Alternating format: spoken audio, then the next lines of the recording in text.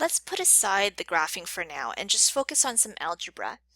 Okay, in terms of logarithms, there are laws, and this video is going to cover a power law.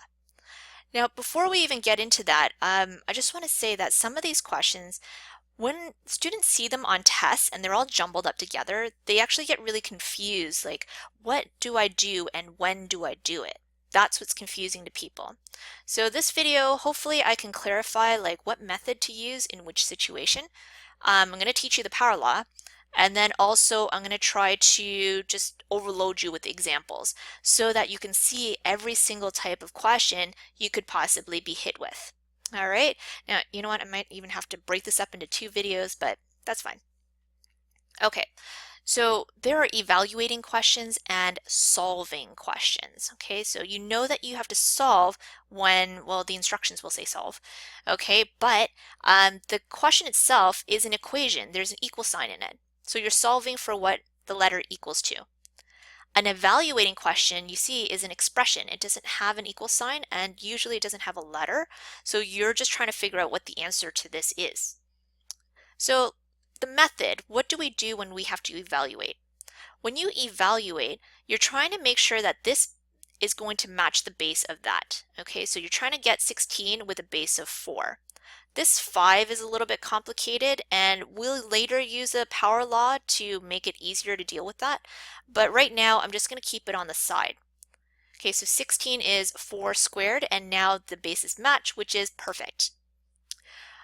It's a little bit confusing with too many exponents, so I'm going to put both those exponents together using our exponent laws from grade 9. So 2 5s are 10, and now this 16 to the power of 5 is equivalent to a 4 to the power of 10. In fact, you can check it on your calculator. Once the bases are the same, your final answer is just your exponent. Okay, so that was pretty straightforward, except if you're going to memorize how to do this, you're epically going to fail later on. Okay, you need to understand why things are the way they are. Okay, so let me try to explain that. Ultimately, you're trying to figure out what this equals to. Okay, and the way that you do that is you go 4 to the power of this answer gives you this guy. So 4 to the power of what gives you this? Well, I have no idea what this is because it's way too big. Okay, and if your teacher is being whatever and won't give you a calculator, then the easiest way to figure out your answer is to actually go, I'm going to change it to the same base, because when I try to figure out what this equals to, it's so much easier. 4 to the power of what exponent gives you this? 4 to the power of 10 will give you 4 to the power of 10. Right? Because they're the same. 4 to the power of 10 is 4 to the power of 10. That's why your final answer is 10, and that's why I wrote it right there. That's the logic behind it. Okay? Now, the next question, we have this number in front. Don't get confused by it. It's just a coefficient. So you know what? Why don't we just separate it? We'll keep that 5 in red, and it's going to multiply whatever the answer to this log is. Okay, now remember, if we're evaluating, we want to change this to the same base as 4. So there's your 5 in red, and then you have the answer to your log in black. Okay, so 16 can be converted to 4 squared, and then the entire answer for this guy is that exponent now that the bases match. So 5 2s are 10. Okay, now let's tackle a solving question. What you're trying to figure out is 3 to the power of what number gives you 10, and I can't really figure that out in my head because 3 squared is already 9. The way that we do this, okay, so the method that we use in solving is we log both sides. So when we log both sides, we write a log on both sides in front of the numbers, and then we're just going to solve for the letter, but the letter is kind of like stuck up here in the exponent. I'm going to bring it down in front, and it's going to become an x multiplying this log 3. Okay, so you might have, if you've watched my grade 11 videos, you might have seen me do this before with something called ln, and that's an ln button on your calculator. It's going to give you the same answer. You can use either or, but I'm using logs because we're talking about logs. All right, if I want x by itself, now it's easy to get rid of this log 3. We can just divide it out on both sides. If, again, you're not allowed to use your calculator, you would stop right here, and this would be your final answer. if you're allowed to use your calculator, you can go further and actually put this into the calculator, get your answer of about 2.1. Okay, so what I'm going to do is I'm going to explain the power law and how to apply it to these types of questions. Now the power law, again, that exponent is really tricky to deal with, so it's a lot easier when we just bring it down to the front and you're just taking that now is not an exponent, it's a coefficient, and multiplying it with the log. We kind of actually saw that here when I took the x down in front and it became a multiply. Okay, so this is the power law. In fact, I was actually trying to show you the power law here too. If I take the 5 down in front, it actually becomes this guy right here. So notice that with each method, you get the same answer. This does not use the power law. This is after having used the power law. Okay, so I mean, you can use both methods if you want to, but because the video is on power law, that's what I'm going to be practicing. So let's talk about those examples.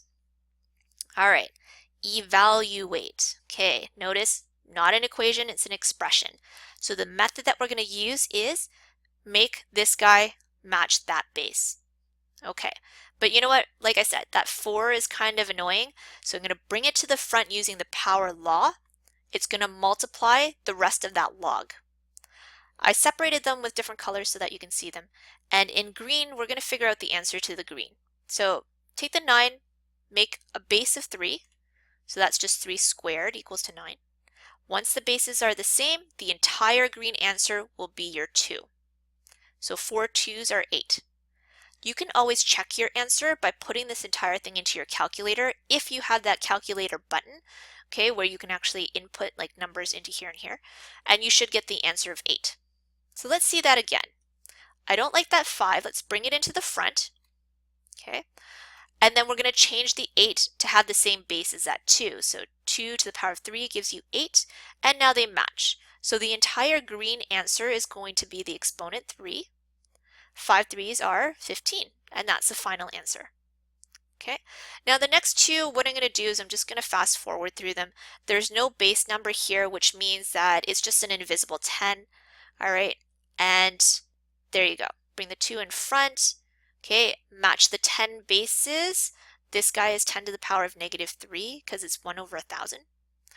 And so your answer to the green is going to be your exponent right there, and you're going to multiply. Final answer is negative 6. This guy, because it has a root, it's hard to see what that exponent is, so you're just going to change it. A root is an exponent of 1/2. Same thing, power law brings it in front. You're going to match the bases, so this guy is 5 to the power of 3, and now they match. The entire green answer is the 3, okay, and then you're just going to multiply. Okay, let's give you some more trickier ones. Example number 2. More evaluating. So same thing. You want this base and this base to match, but let's get rid of that exponent thing using the power law first. So that's a root of 5, which means that I'm going to go to the power of 1/5, bring that over to the other side using the power law, and change the 9 with the same base of 3. Final answer for the green is your exponent, and then you're just going to multiply. Okay, this one's different because now you have a coefficient, so when you bring the 3 over, it's actually going to multiply the 4. Okay, the log is still over here, log base 2 with a 2 to the power of 1.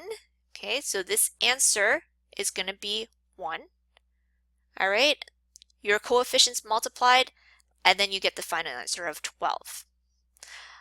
All we're doing here is we're just making it a little bit more complicated by adding 2 separate questions. So it's like doing something like this twice and then adding them together. That's okay, you know how to do that. So if you're evaluating, change this to a base of 4. Okay, so you're going to get something like this. 4 to the power of 3 gives you 64.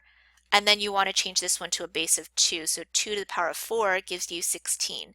Then your final answer here and your final answer here are just your exponents. So that's the 3 and the 4, add them together and you get a 7. Okay, now I'm going to cut it off here because the program that I'm using is starting to cut off at 10 minutes instead. So we might have several videos on 6.4. Sorry about that.